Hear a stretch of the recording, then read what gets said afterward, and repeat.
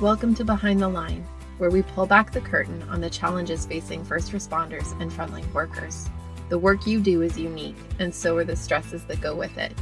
Join me as we tackle key issues to reduce risks for burnout, and as we work to support you in doing the job you love without sacrificing being the kind of person you want to be.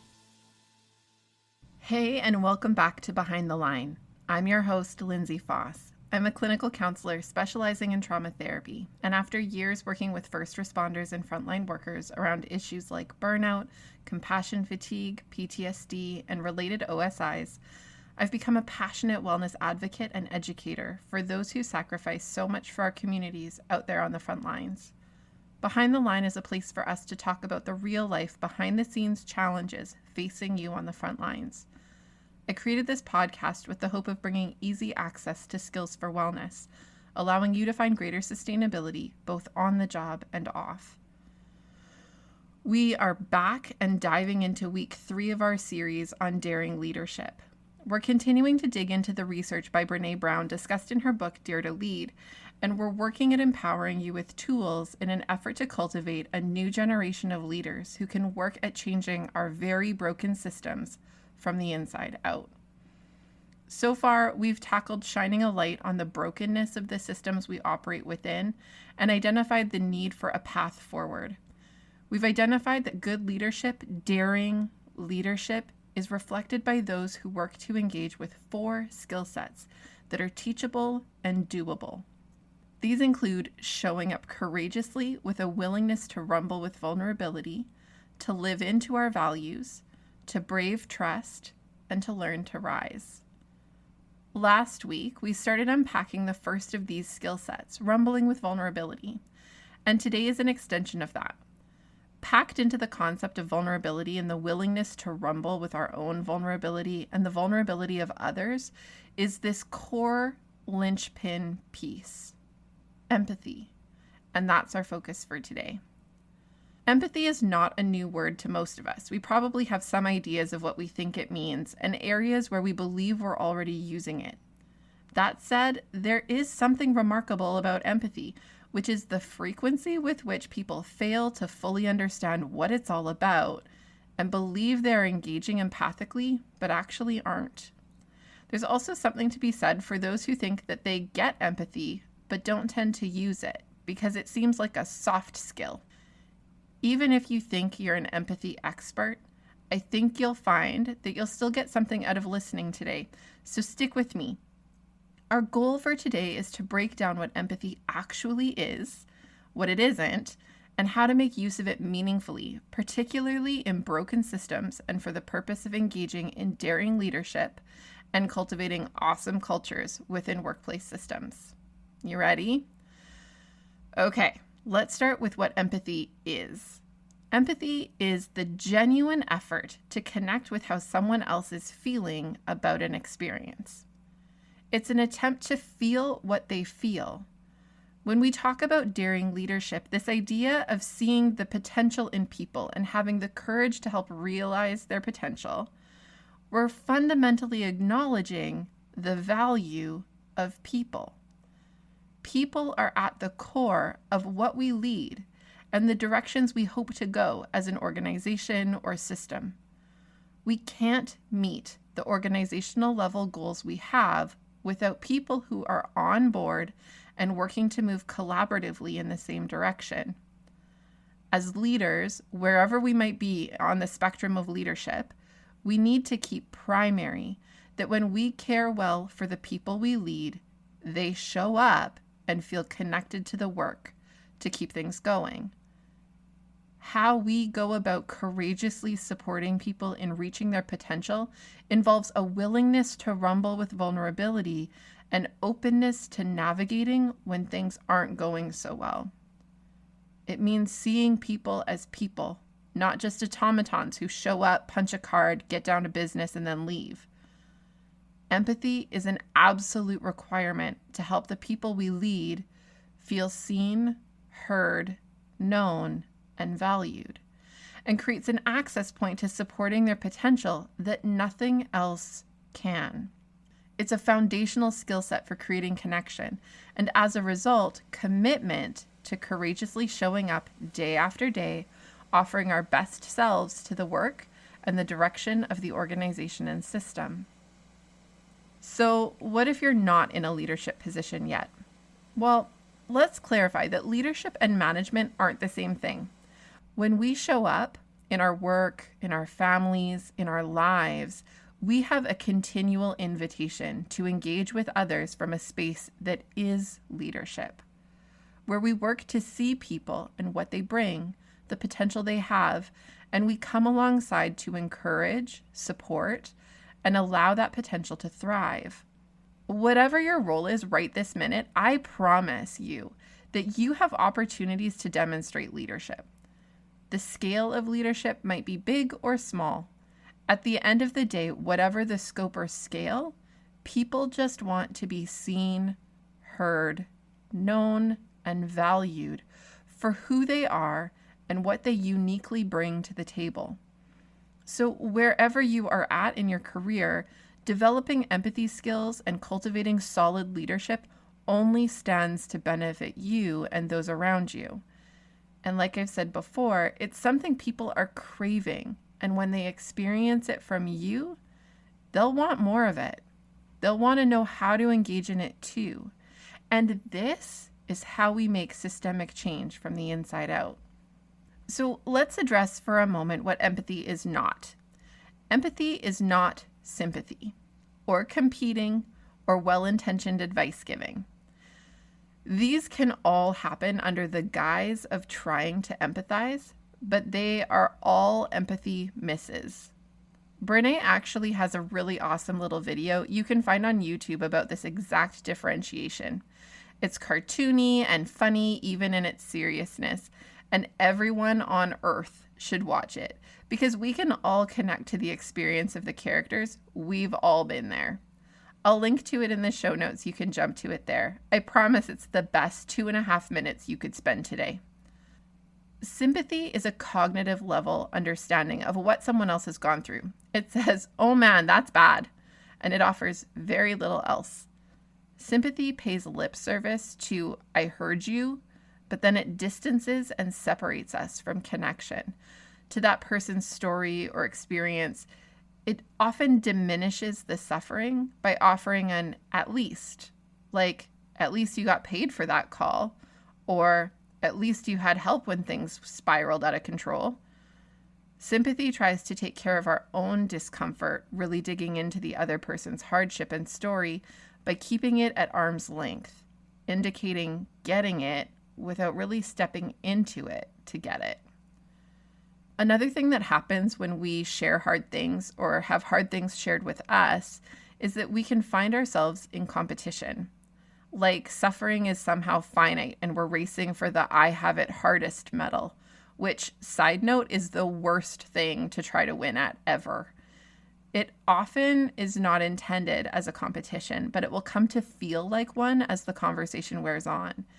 It's often intended in an effort to connect with the similarity of experiences or the overlap in facing difficult times, but it robs the sharer of connection.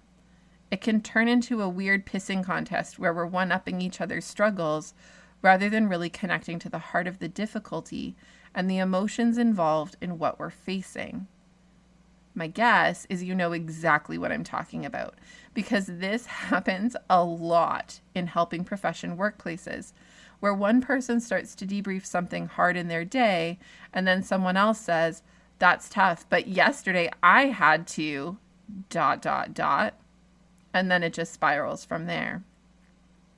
And the last major way we can confuse empathy is by advice giving. Even when well-intentioned, advice giving in lieu of or before we've offered solid empathy rarely does anything helpful. It feels hard to receive and is often used to fix the problem before we've really joined in feeling the problem. It serves to try to not go into the feelings and often comes from a desire to not have the person feel uncomfortable feelings themselves, let alone join them in it ourselves. When someone shares their struggles, they need to feel fully heard and understood before they'll be open to advice. Let me tell you, as the therapist in the room, that this is true. The feelings are too big and get in the way of problem solving. Until their feelings are heard, validated, and held well, they preoccupy too much space. This is why we need empathy and why advice giving shouldn't be our go-to skill when someone's sharing with us about the hard things they're facing. Empathy hears the story and the feelings embedded in the story, and it digs around in ourselves for our own experiences of that same emotion or set of emotions, and then it responds connectively from that space of, oh man, I hear you. I've been in that feeling and it's so hard. I'm here with you and I'm so glad you told me. Empathy isn't about connecting to the experience itself, but rather to the feelings that belie the experience. It means being in it with the person and feeling aspects of what they are feeling, which means we have to make ourselves vulnerable to discomfort to meet the other person in their vulnerability and discomfort. Empathy is courageous, brave work. It is getting in the ring alongside someone else who is thick in it themselves. Within systems and organizations, there are all kinds of hard things that people are tangled up in.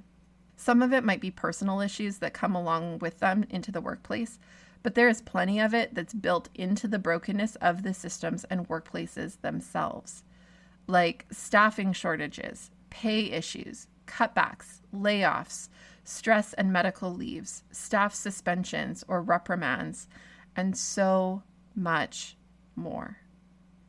These kinds of issues cause staff to worry, feel insecure in their own positions, create outrage on behalf of coworkers, and all kinds of related emotional turmoil that impacts the dynamics of the workplace, job satisfaction, and productivity and performance. Often the problem isn't just that these things happen, it's how they're handled, which is often silence. Management level staff make big sweeping decisions that have far-reaching impacts and take little, if any, time to acknowledge the impact, discuss the concerns, or work to support those who are feeling the weight of it. It's a carrying on mentality, but it leaves people on the front lines twisted up in uncertainty, anxiety, frustration, and so on. And this contributes to burnout because you already do a hard job. The job is hard enough on its own without these additional organizational level pressures. Wouldn't it be like a breath of fresh air to at least have a place to talk about it? And I don't mean just complaining about it with your coworkers where you vent and feel more frustrated than when you started. I mean a space where the people leading really take the time to notice the impact that the decisions are having and make a conscientious and intentional effort to sit in the discomfort alongside those who are struggling, to hear out the issues that the decisions are bringing up, the feelings that these provoke, and that they worked to hold empathy for that experience and perspective. Non-defensively, non-judgmentally, just human to human. Crazy, right? But could you imagine how this would shift the culture? How it would create a step toward trust and collective efforts to remain committed and connected as the organization faces changes and works to move forward? I know that this kind of reality may feel a little pie in the sky, but I genuinely believe this is possible. For now, let's break down a bit further what the research tells us about what empathy is and how we engage it. Brené talks about these as empathy skills, and the research identifies 5 of them. These are skills we can learn, use, and hone that allow us to show effective empathy in whatever capacity we find ourselves in. It also allows us to model for others what it can look like and the resulting connection that leads to collaboration and meaningful outcomes that we all so desperately want and crave. Empathy skill number 1, see the world as others see it, also known as perspective taking. I think that we all know and understand on a cognitive level that we each have a completely unique perspective of the world. Our lens of the world is shaped by our totally unique combination of experiences, and no one else will have the exact same lens as any other person. Meanwhile, it's hard to live life constantly in a state of curiosity and seeking to understand everyone else's lens. So we get used to shortcutting and generalizing, and we can start to operate from a default place of believing that others generally see things in a similar way to me, unless something becomes a glaring inconsistency between us. To engage empathically, we have to be intentional about our awareness that someone else's perspective is going to be different from my own. We need to not jump to the default and advice give like we know all about how they're feeling and what's going on for them. Empathy is about getting curious and taking the time to be a learner rather than a knower. Brene actually says this. She says, "We cannot practice empathy if we need to be knowers. If we can't be learners, we cannot be empathic." This is how significant this piece is. We need to be willing to ask questions, hold our own sense of knowing in check, and create space to see from a different lens. Empathy skill number 2, engage non-judgmentally. So here's the thing about judgment. We don't tend to judge in areas where we feel a strong sense of self-worth and confidence. That said, we do tend to be prone toward judging in areas that we are either sensitive toward ourselves, where we are more likely to experience our own sense of shame or not enoughness, or in areas where we perceive someone else as doing worse than we are, and where we get to feel a sense of reducing our own shame by piling it on someone else who I compare as being worse than me. Now, in stating where we engage in judgment, can we draw awareness to the fact that judgment and shame are tied pretty tight? When we are outside of our own shame, we are less likely to judge. And when we judge, it is usually around issues where we feel some level of our own shame. And when we judge, it creates shame for the person we're judging.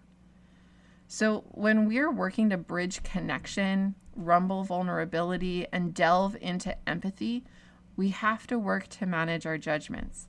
And it helps to tangle with our own shame issues and work at building our own shame resilience in an effort to take some of our own shame out of the mix.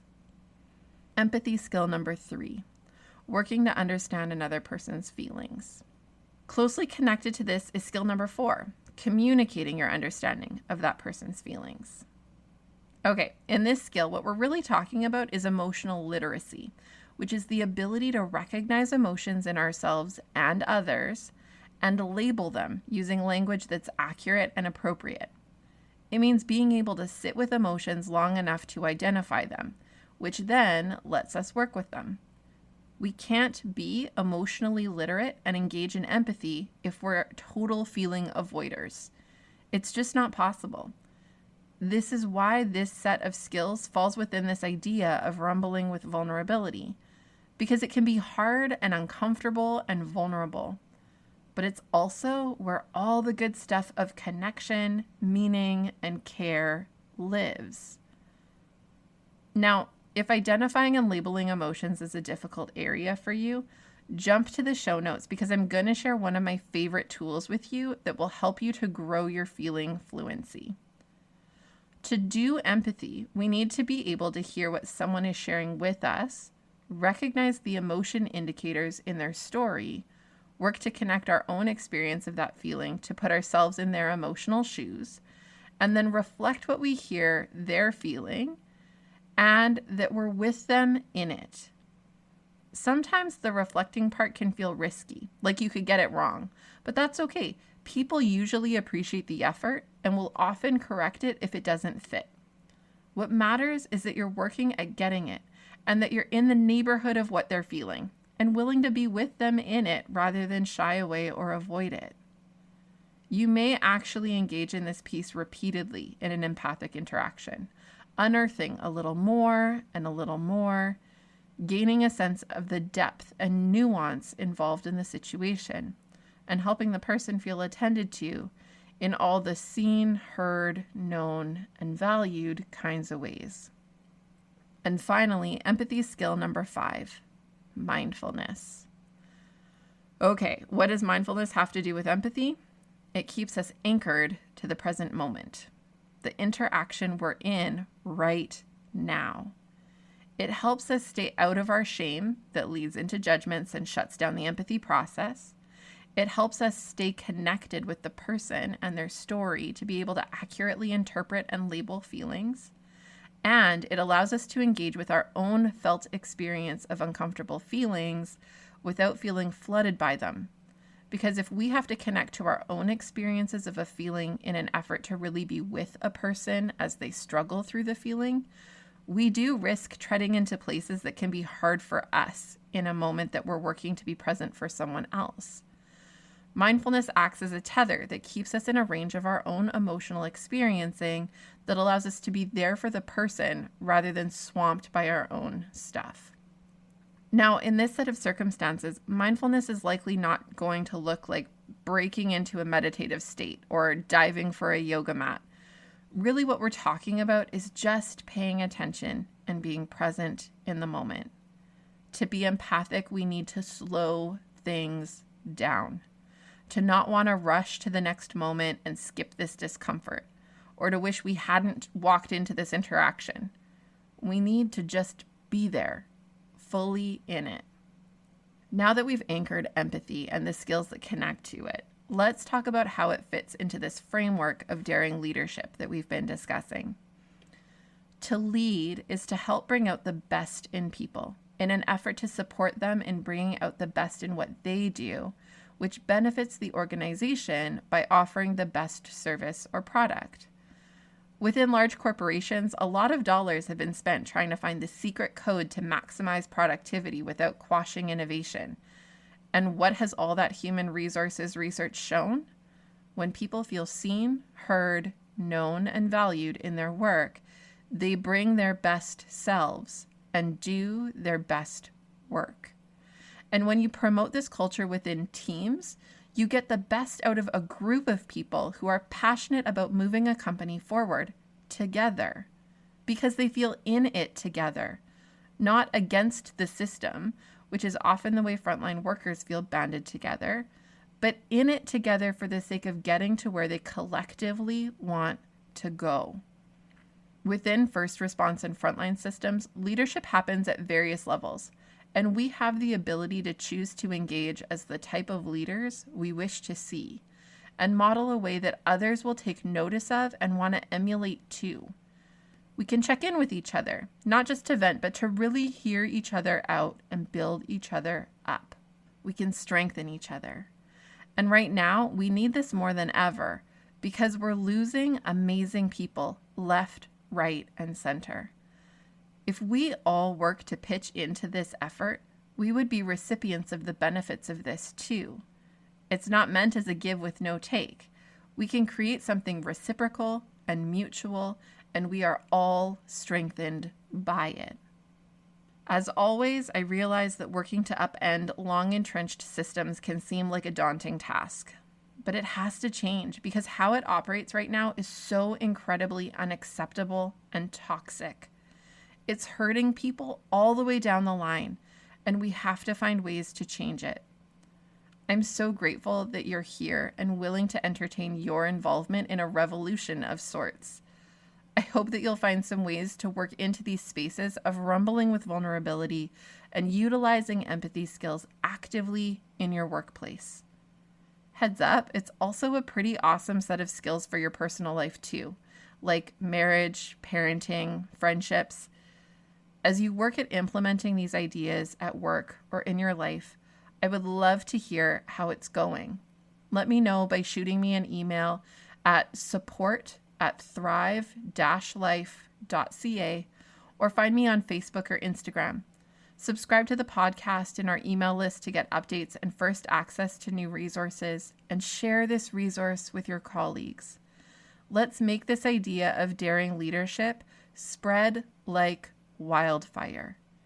You are doing brave work, not just in the job you do, although that's true, but in growing your wellness and considering ways to work at growing wellness for the organization within which you serve. I'm thankful for your efforts. Keep up the good work, and until next time, stay safe.